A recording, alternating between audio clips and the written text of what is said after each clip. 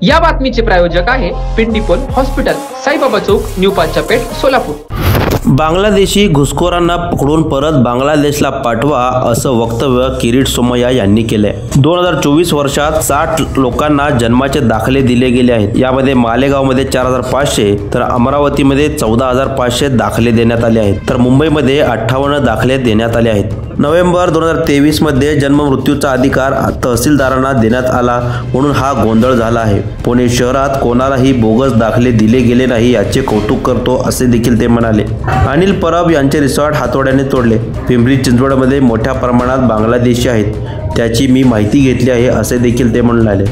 माहिती मिळाली की लगेच एटीएसला कळवलं जाईल। गृहमंत्री देवेंद्र फडणवीस झाले म्हणून हे बाहेर आले। सलमान खान विषय हा वेगळा आहे असे किरीट सोमय्या म्हणाले। वाल्मिक कराड याच्याविषयी बोलताना किरीट सोमय्या म्हणाले की वाल्मिक कराड हा विषय वेगळा आहे, यात कोणालाही सोडले जाणार नाही। कालपर्यंत सुळे आणि ते सोबत होते। वाल्मिक कराडांना नोटीस आली तेव्हा सरकार तुमचे होते, मी कोणाविषयी तक्रार मागे घेतली नाही असे देखील किरीट सोमय्या म्हणाले। करून विचारणार याचे सगळे प्रश्न एकदा होऊन जाऊ, कारण की तुम्ही कोणी बोललं की तुम्हाला बोलता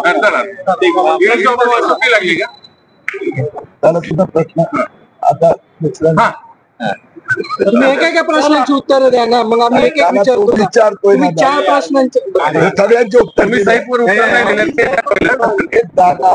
कमाल आहे, सगळं बोलू दे ना भाऊ।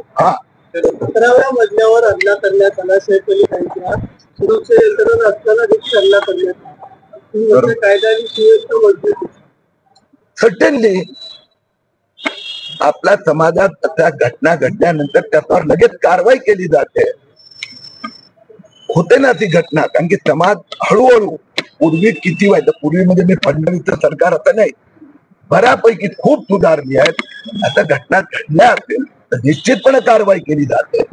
वाल्मिकी कराडचा विषय घेतला, कारवाई होत आहे, कोणालाही सोडलं जाणार नाही। पण ईडी चौकशी करत नाही, कोट्यावधी रुपयाची प्रॉपर्टी आहे, मोनोपोली घेतली आहे का सगळ्या प्रश्नांची, त्याला पण विचारू दे नाही त्यांची। एक मिनिट, आता ईडीची चौकशी ज्यावेळी त्या प्रकारचे गुन्हे किंवा विषय समोर येणार ते ईडी स्वतःहून हे करत असते, काय तुम्हाला आणि मला विचारत नाही।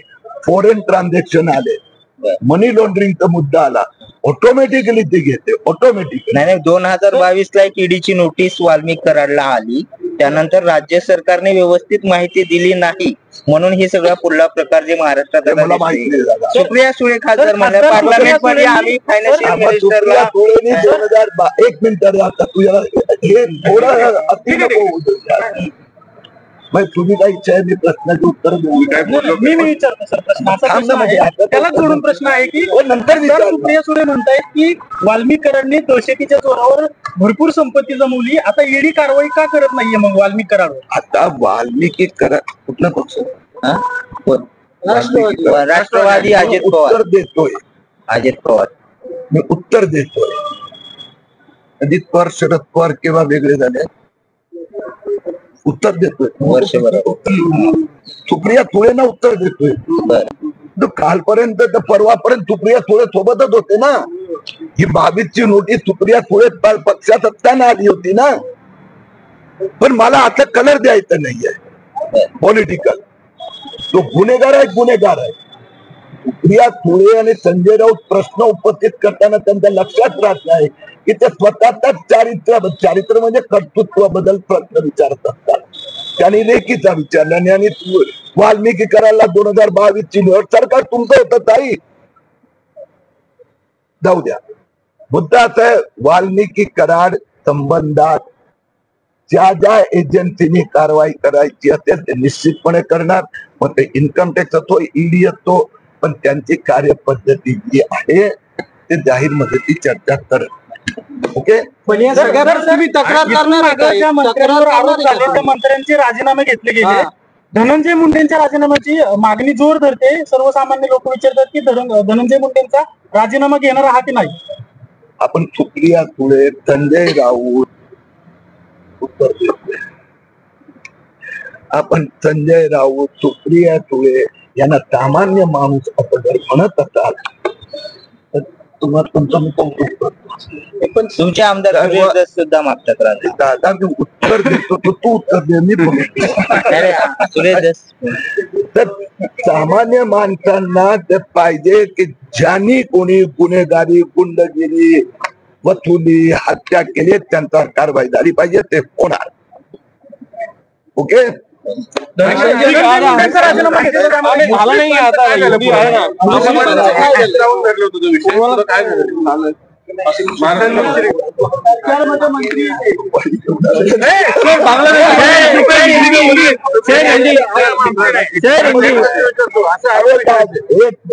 हे चुकीचं आहे.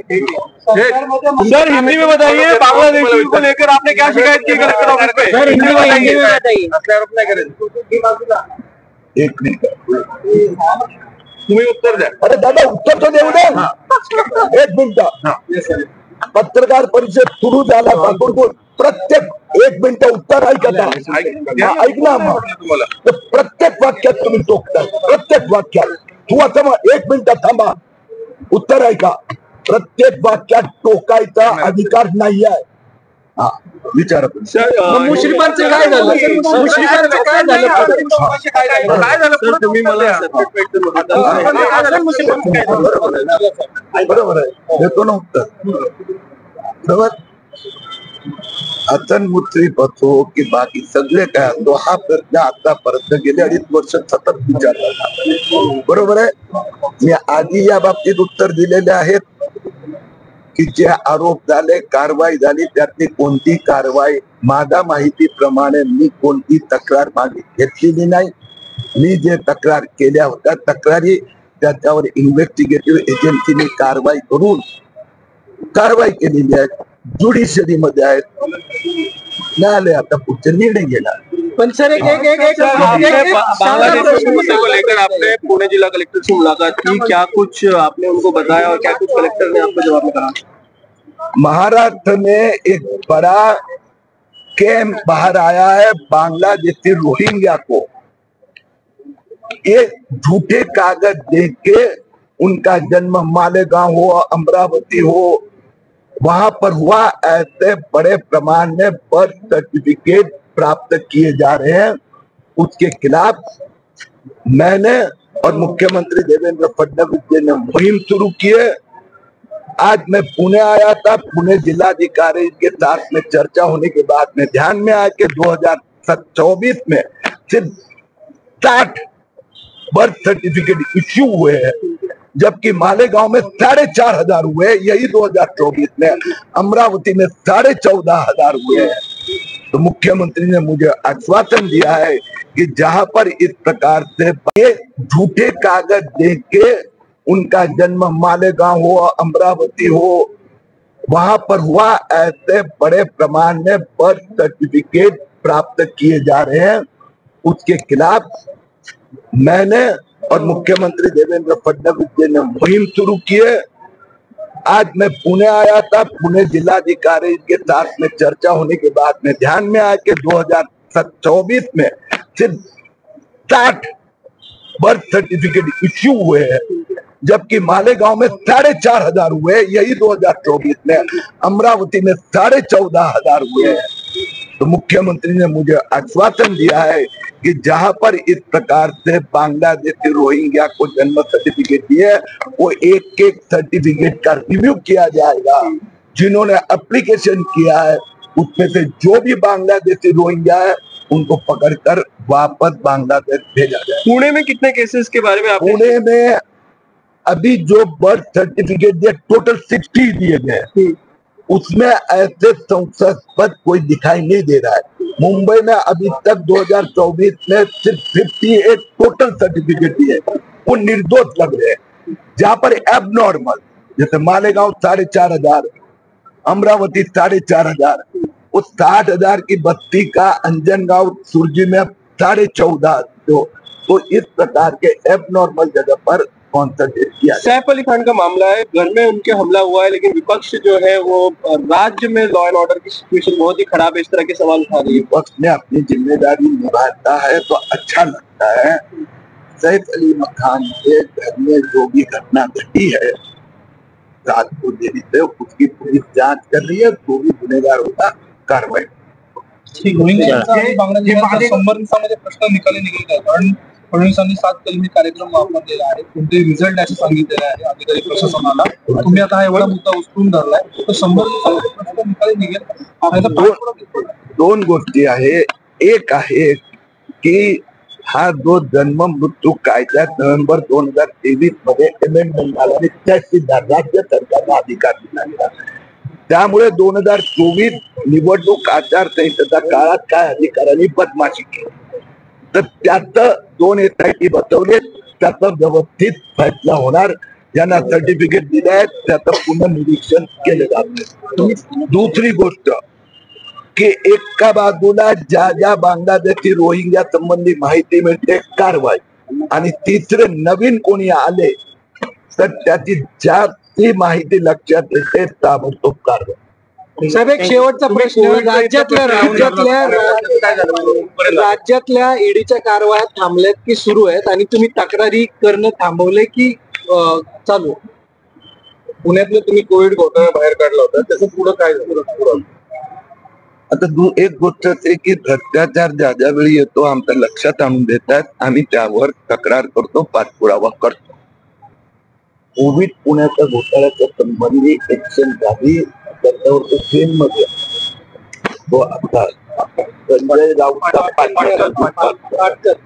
आता न्यायालयात केव्हा नंबर लागणार फायनल हिअरिंगचा, परंतु 4 लोक जेलमध्ये अजून तुम्ही केलेल्या तक्रारीपैकी किती तुम्ही आता न्यायालयाचा वर मी बोलू शकत नाही. तर न्यायालयापर्यंत जाऊन त्यांना बेलवर बाहेर येणं इथपर्यंतच माझं काम असते.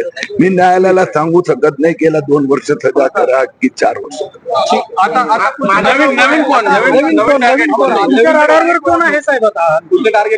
माझा रडारवर कधी कोणी नसते. भ्रष्टाचारी, घोटाळेबाज आणि याच्या संबंधी आमच्याकडे आली माहिती आम्ही पाठपुरावा करतो. तुम्ही पण कुठली माहिती लक्षात आणून दिली मी धन्यवाद आणि त्याचा पाठपुरावा. वाल्मिक करारांची जर माहिती तुम्हाला जर कोणी आणून दिली तर त्यांच्या विरोधात तुम्ही जाणार काय? ऑलरेडी आता माहिती आल्यानंतर कारवाई चालली आहे, त्याच्यावर मकोका लावलाय सगळं.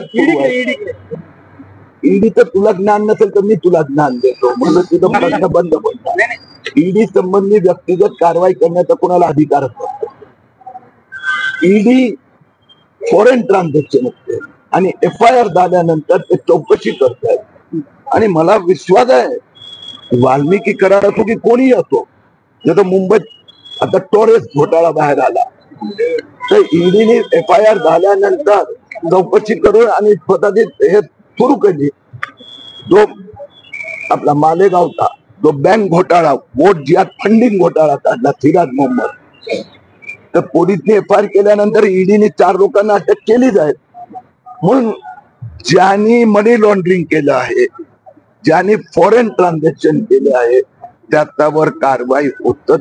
गुणवत्तापूर्ण आधुनिक रुग्णसेविकेची नवी परिभाषा. रुग्णांना सेवा देण्यासाठी आपल्या सोलापूर शहरात नावाजलेले सुप्रसिद्ध हॉस्पिटल म्हणजे डॉक्टर श्रीनिवास S. पिंडीपोल यांचे पिंडीपोल हॉस्पिटल. आमच्या हॉस्पिटलमध्ये मिळेल आपणास अत्यावश्यक सेवा, सुसज्ज अति दक्षता विभाग, अनुभवी व तज्ञ डॉक्टर्स, रुग्णांचे अस्तित्व काळजी घेणारे स्टाफ, 50 बेड्स सुसज्ज हॉस्पिटल, 24 तास रात्रीची सेवा, अद्ययावत ICU, प्रशस्त वेटिंग हॉल, सहस्वतंत्र पुरुष व स्त्री वॉर्डसह भरपूर सुविधा. आमचा पत्ता मुख्य शाखा 1 साईबाबा चौक, न्यू पाश्चापेठ, सोलापूर. संपर्क 0217 26 51 933. शाखा नंबर 2 जुना विडी घरकुल, सोलापूर. संपर्क 7620859823.